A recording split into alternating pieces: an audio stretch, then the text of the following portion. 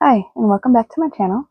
If you're new here, my name's Cheyenne, and I like to talk about everything related to my chronic illnesses.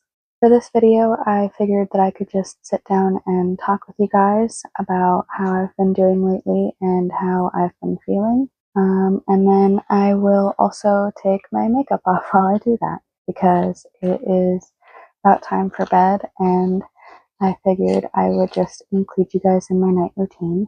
So lately, I've been thinking that I probably should go back to therapy because I have been getting nightmares about my health and medical concerns that I've been having, and they've been getting very intense and vivid, and they've been getting to me a lot lately.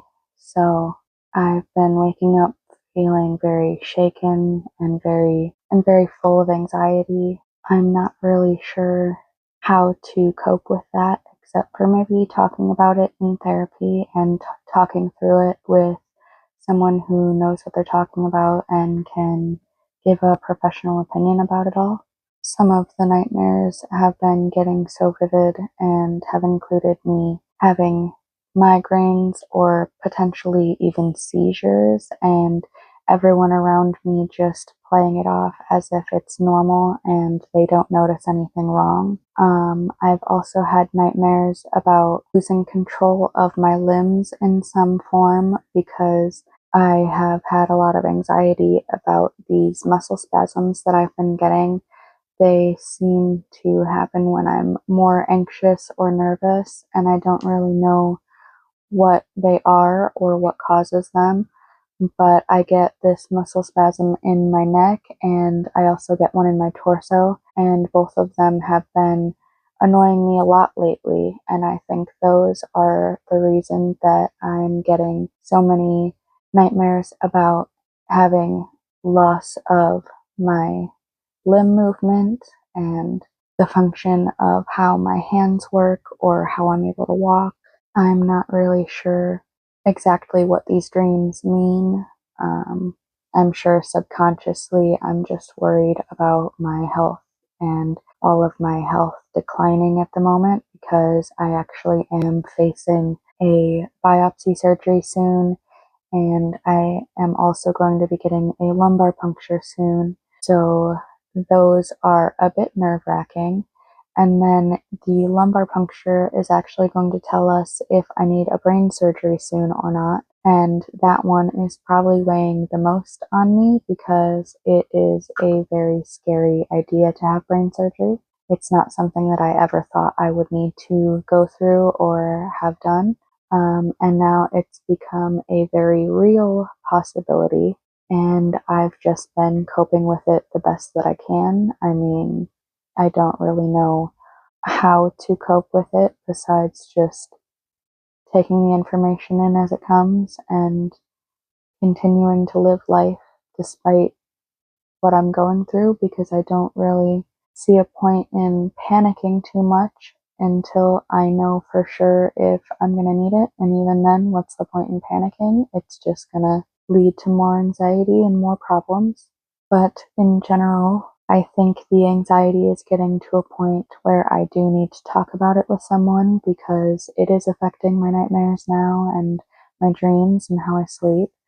And I think it would be best to actually talk to somebody about what dreams I'm having and what my fears are and see what I can do about moving forward and maybe not having these dreams anymore, because that would be amazing to get a good night's sleep again. The nightmare started about a couple of weeks ago, and they just keep getting worse ever since. I'm not taking any medication to help me sleep, but I am on an anxiety medication, so I don't know if maybe I just need to change the dose on that or something and maybe just talk to my doctor.